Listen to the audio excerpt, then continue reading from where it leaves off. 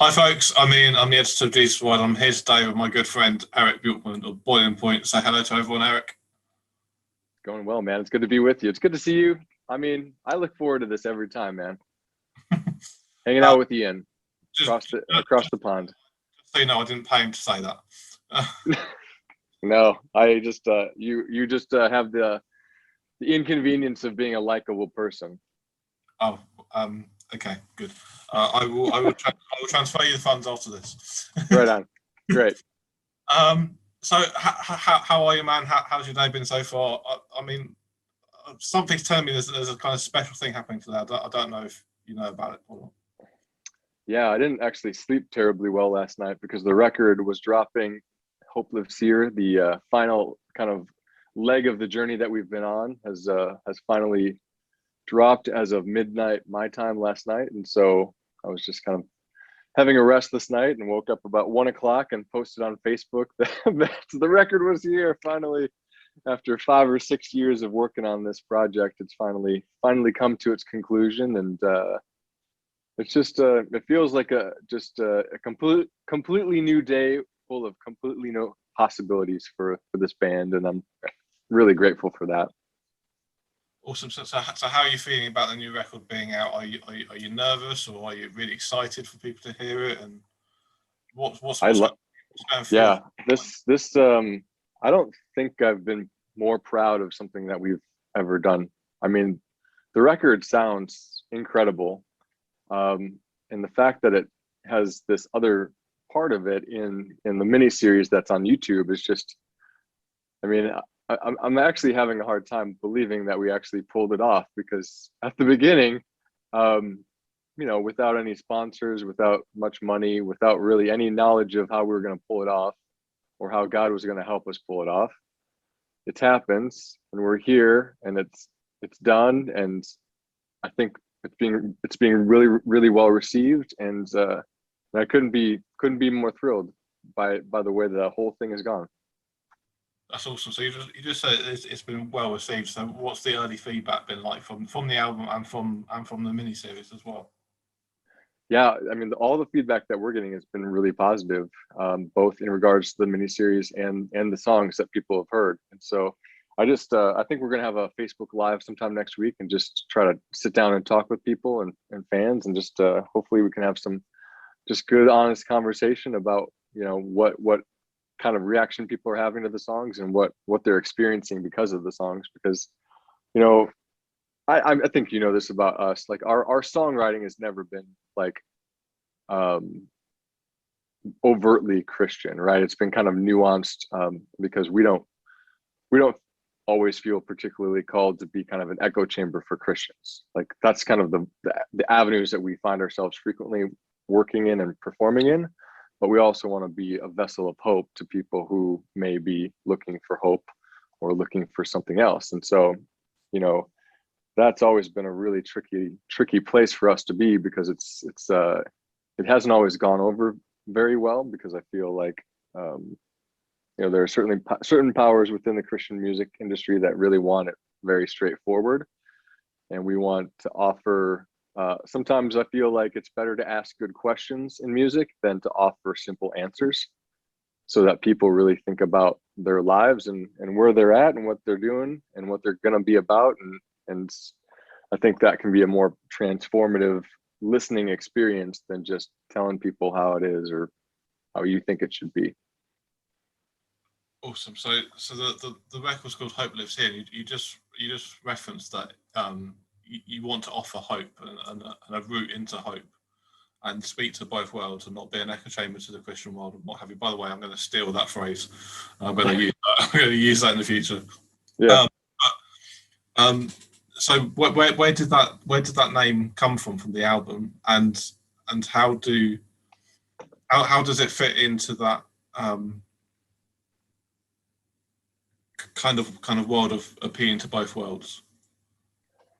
Yeah. So I mean, this whole film miniseries thing, Ian, started with just concept, and it really started in a burrito shop. I'm sitting there with my electric guitar player, and he's working at the burrito shop, and I feel like God is calling us, just kind of whispering in my ear saying, you the next step of your band needs to be to take a film crew to Sierra Leone and film what you do there, so people can see that.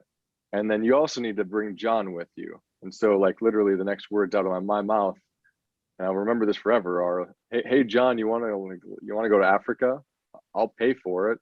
And, like, having no idea how the heck that was going to happen, because it's $3,000 or something just to have one person go over. But when we got over there, we really just kind of tried to listen to God and find the stories through prayer, and just being open to what was happening in front of us, and trying to do the best job we could of documenting that. And through that whole week or 10 days, I guess, of filming, this theme of, like, I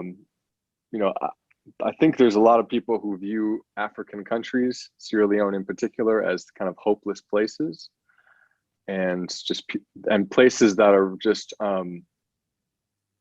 really embattled, and only bad things come out of there.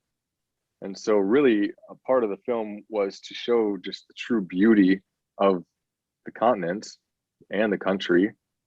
Say, it's not all bad.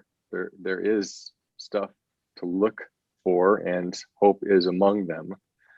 And so I think it's just a testament to the fact that hope is always working, whether we know how God is playing that out or not. And hope is alive and well in countries that most of us would consider third world. I've come to the conclusion that people who live in a situation that's closer to poverty, or almost like on the edge of a knife, where things can go really bad or really good, are almost in some sense more human, because they are more in tune with the fact that things can go really, really bad really, really easily. And we, in more developed countries, we just have in some ways lost any connection with the fact that that can be the case sometimes, because we have more blessings, we have more opportunity, we have more of most things than most people in the entire world. Ian? Yeah, absolutely. I was watching the miniseries this afternoon just to get ready for this interview, and that sense of hope in those people really does come across through it. And like you say, that they live in a really desolate part of the world, and yet they're always willing to when you blew a tire on that highway, and all the local people came out to help, and everyone just wanted to help, and everyone was smiling, everyone was happy. What has that? How has that affected how you see other people in the Western culture, and what can the Western culture learn from those people about how to just be hopeful? Yeah, that's a good question.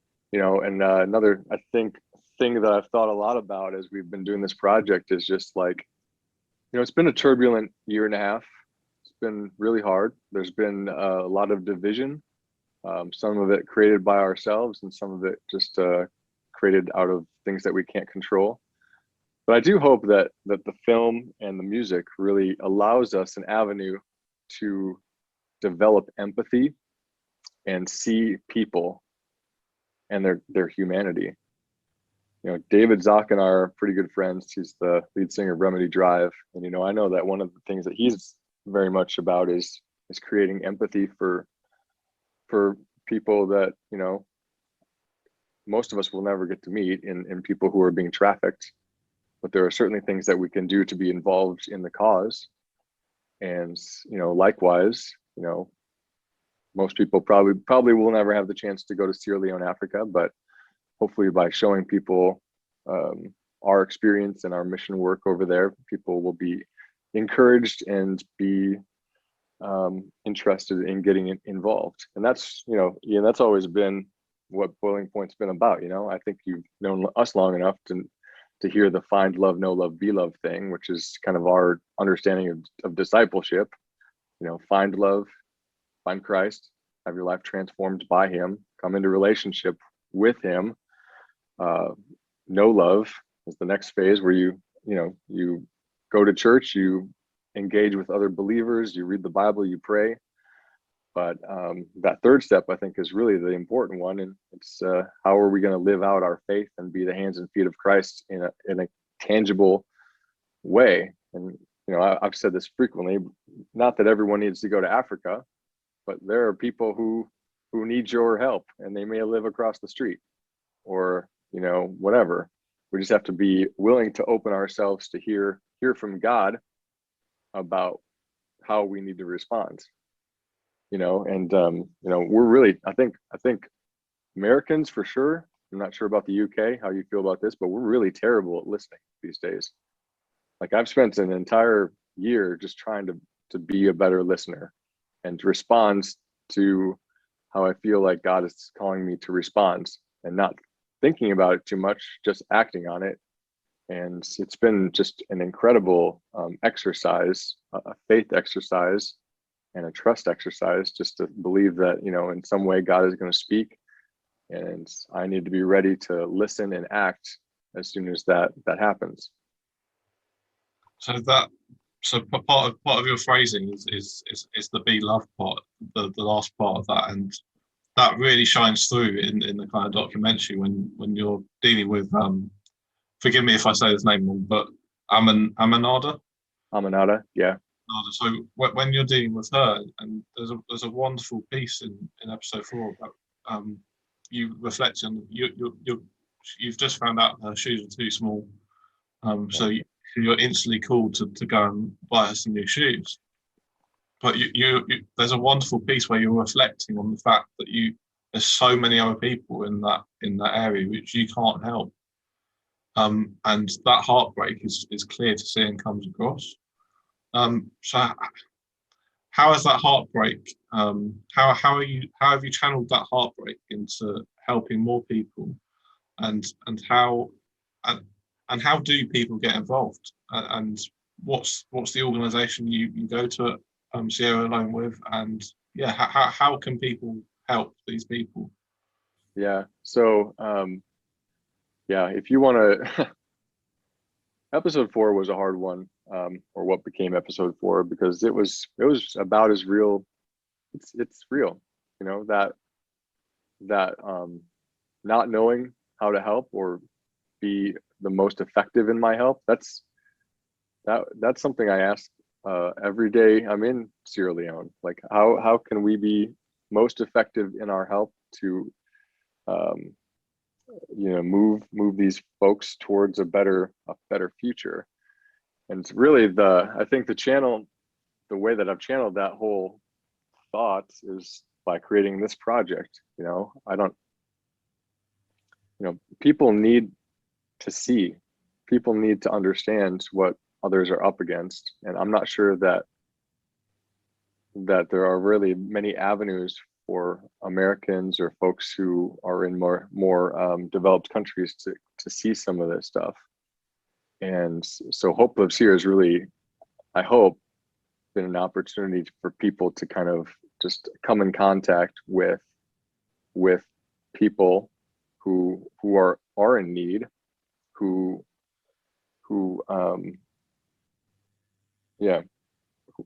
just could use a hand. I don't have a lot, but I've got something that I can offer. It doesn't always have to be financial, but it can be my hands or my feet or my voice, my instrument, our band. That was kind of just a promise I made God a long time ago, that if Boiling Point ever had any amount of platform, that we would do as much good as we could in the world. And so hopefully this is just a reflection of that promise that I made to God. The organization that I work with is an organization called Africa Uplifted. They have been working in that area for 14 or 15 years now. I have been involved for 10 or 11 of those years. And the progress that has been made in that community is just really, really amazing. One of the stories that I like to tell is that first built a clinic, and part of the next phase of that clinic was to develop a labor and delivery room, because the village was experiencing a lot of mothers dying in labor, or babies dying in labor or because of labor. And since we've been able to start to provide more care, prenatal care, and nutrition and proper equipment to deliver babies, that rate has dropped to zero. No mom has died, no babies are dying, because they are of the proper nutrition and the proper health to be born and viable. That's awesome. Praise the Lord for all the work that's going on for Africa Uplifted and your partnership with them and what have you. But like you said in that part, your mission work works with your music, and your new album Hope Lives Here is out today. So how has all of that mission work? How has that changed your approach to praying about music and communicating with God about what you want to do with your music? And how has it changed your approach to the music itself? I think it's just given me more to say, honestly. And it's really made me struggle with, I don't know.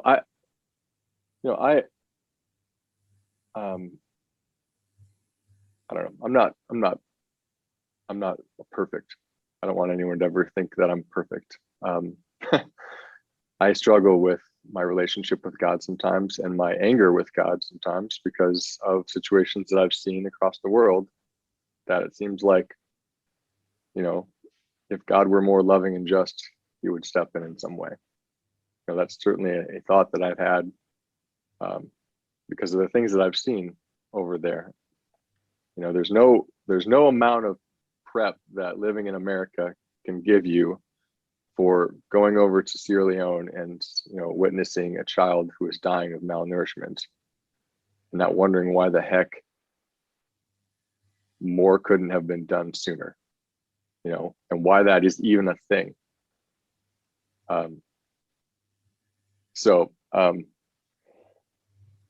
There's a lot of I think depth in this record, and there's a lot of pain in this record from my part, as far as just some of the things that I've seen over there and can't always reconcile. But also there's hope. I think we're big fans of Switchfoot. They're kind of the people that we want to be if we were to ever make it to a kind of a bigger level, because they're just completely normal people. But John talks about all the time that the band is, in a lot of ways, a way that they work out kind of different things that they're going through, And I know that in Fading West, he was talking about the fact that in light of great tragedy, was it faith and doubt are kind of equal options. They're kind of on the same coin, and so this record, I think, really is an attempt to do that, to take an honest look at doubt and struggle with it, but then also find hope in a place that people think is hopeless. I haven't even heard that different two sides of a coin of faith and doubt. That's amazing. That really works, because just got to flip the doubt, and that's where faith is. That's literally where faith is. That's where it's found, and that's where we go. Yeah, I mean, faith doesn't exist without doubt, right? You got faith. Faith isn't a thing if the thing that you're choosing to put your belief in could be wrong, right? Or there's some possibility that's not the way it is, right? And so I think that's just a really beautiful way to think of faith and doubt. That's amazing, and you definitely, I have to say this, you definitely achieved that through this record.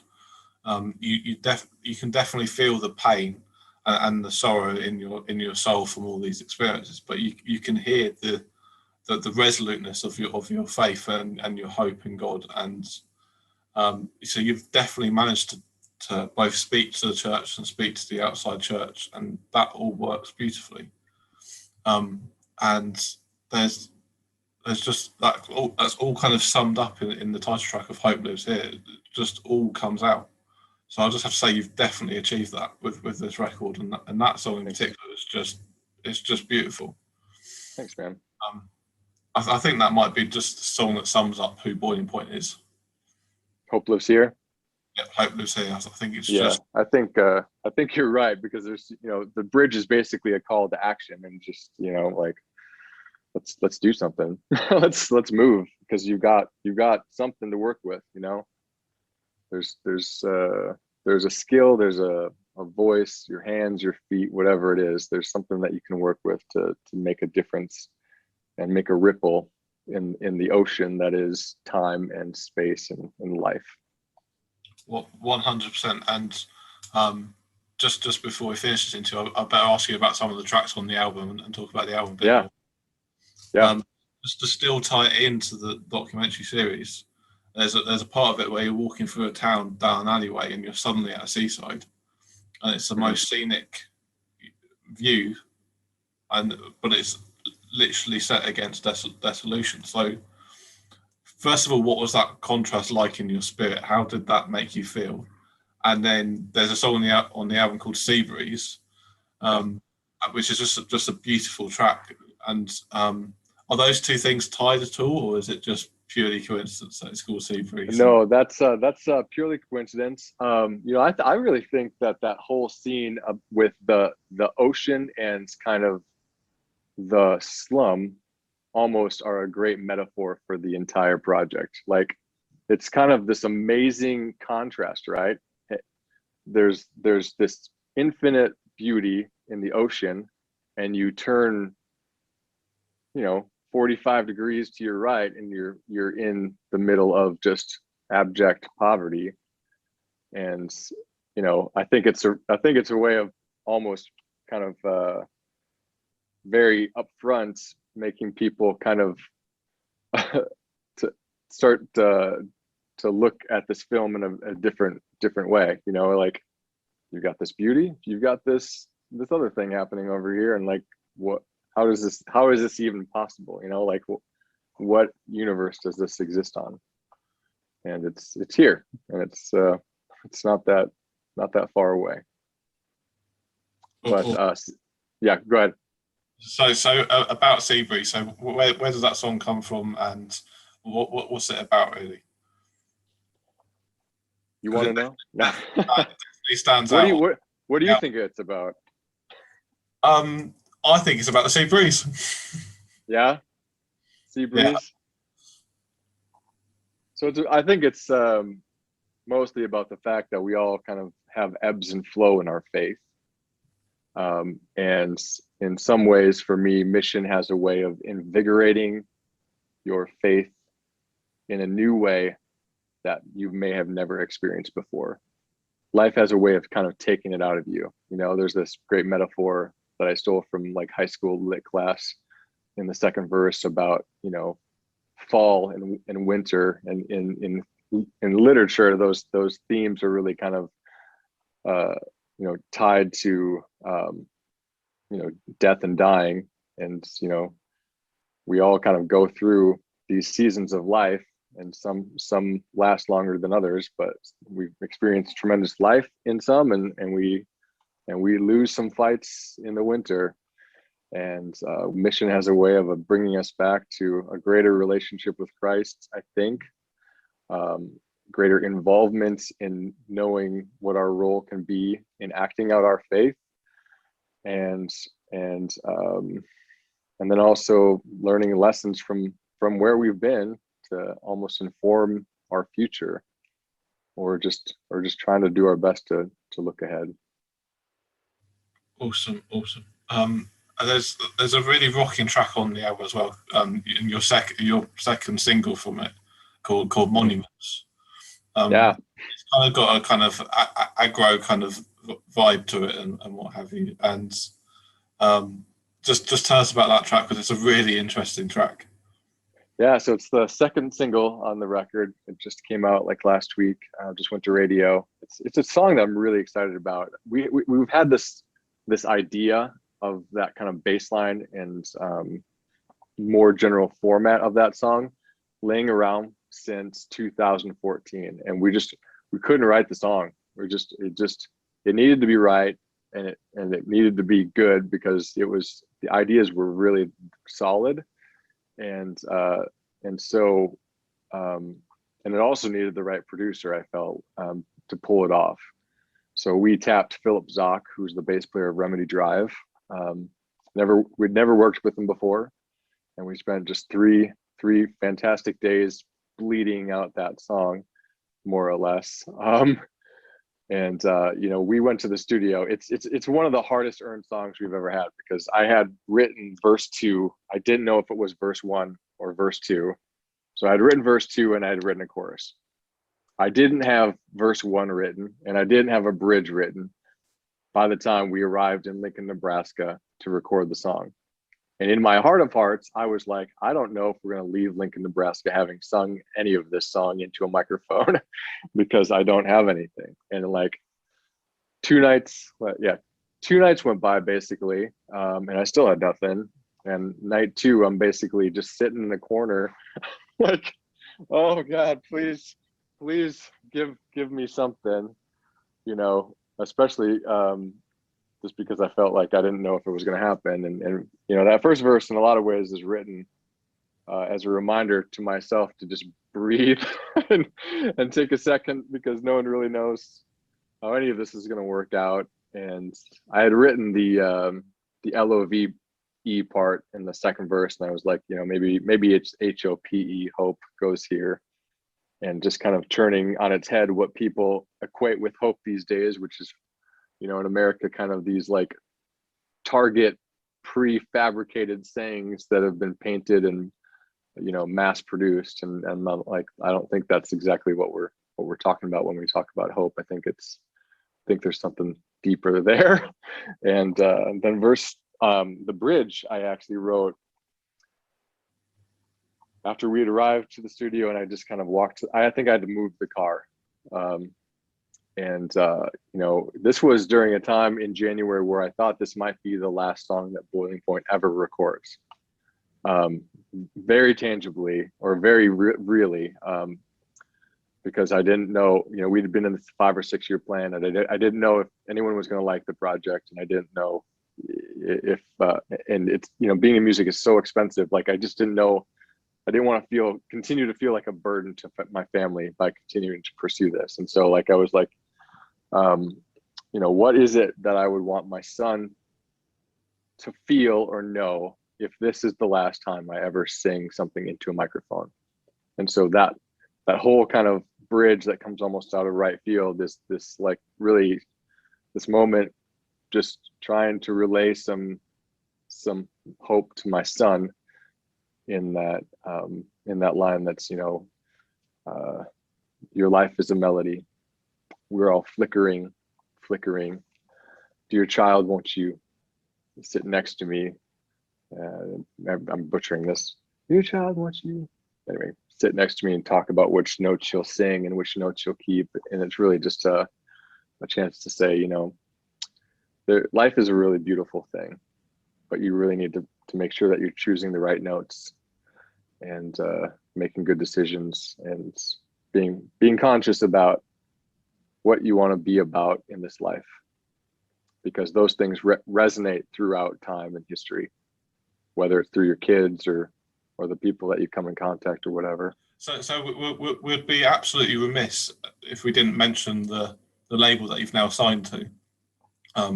So can you just tell us about how you got linked up with Broadhead Music Group and how things shifted in your soul from writing Monuments as possibly the last track you'd ever write to signing with a record label and going on future tours and stuff? Yeah. So the single launched in January, the movie launched in January, and things were going really well. I was getting really, really good, being received really well, just going, I think, better than we could have thought. And along the way, I connected with Randall, who was the lead singer of a band called We Are Vessel. We had played in front of him in Jenna Parr when she was just starting out a couple of summers ago in Cedar Rapids, Iowa. And it was just one of those really really fun experiences for our band, because we played and like we kind of run around the stage a lot and are very energetic. And Randall was like, I'm not sure I want to play after you guys, because I'm like jumping off everything and going crazy. And that was kind of our first initial meeting. And then just a couple of years later, we're connecting because he's looking for artists that are a little bit more seasoned, because he's kind of developing Jenna and some other folks. And he's like, I'd really like to maybe talk about signing you guys and doing some more with you in continuing kind of the work that you've already started. And our conversation when we had it wasn't really about touring or anything. And apparently he was getting a lot of calls from bands who were like, we want to sign with your group, or because we want to sign with your label because we want to tour. And whenever we ended up connecting through Facebook or whatever, our conversation was all about, we feel like God is doing something in this project, and we feel like God could be calling us to do more in this project. So how do we kind of embrace that and figure that out and create more opportunity and a future for Boiling Point? And that was really the conversation. It was all ministry focused. It had very little to do with touring or whatever, that was going to come or whatever, or maybe it wouldn't, depending on how that first call went. But the first call was great, and I prayed over it for I think a month before I signed that paperwork, and then we signed, and I'm just very much 100% in on making this as feasible and workable as possible. I'm all in on the band thing, so like we just need prayers, because I don't, the finances have always been the hardest thing for us. It's always, that's every band's experience, trying to figure out how to write really good music and then also tour. And just prayers would be appreciated from the audience and yourself, Ian, just to but again, this is also coming after a season of listening to God. So I believe that if God's called us into this, then I believe that God is going to help us find a way through it, 100%, and I might have a spare prayer here or there for you. Thank you. You never know. But how can people support you as a band? Where can they go to buy some merchandise? Where can they go to buy this new album? How can they pray for you? How can they encourage you? So boilingpointband.com is the place to buy the record. If you're in the US, we can work it out. Email me if you're somewhere else and we can try to work it out. Otherwise, Spotify and every other listening platform. But, prayers, we need prayers. I believe that's how this band is going to continue to do great things in the future, and things that I feel like we're being called to do. I really feel like we've potentially hit something here with this mini series. And when I had that first conversation actually with Randall, I had been thinking about the future of Boiling Point, and he's like, have you ever thought about like doing another movie, like doing like a more serious movie, or like a just more full length thing? And I was like, because God had, I feel like, been speaking to me. I'm like, funny you should say that, because I think there might be a project called Another Hope on the horizon, about the children's home that we adopted my son from in Uganda. And so we might be onto something, just having an opportunity to show people different situations and circumstances of people around the world, and just talking about some really big topics and really hard topics, but trying to do it in a thoughtful way, and in a way that is true, but then also hopeful, and then also hopefully encourages people to get involved, be more active, be love, which is what we're about. Be the hands and feet of Jesus, and look out for those around you, and have empathy and all of that stuff. And that's amazing. I just to finish off with, I've got I'd like to finish off with a really easy question for you. Okay. And at the start of this interview, and in a recent interview with Lithos Cry a couple of days ago, Mm-hmm. you said that you like art to ask the big questions. Yeah. So what big questions would you like to be asked out of this project, and what do you hope it asks into people's hearts?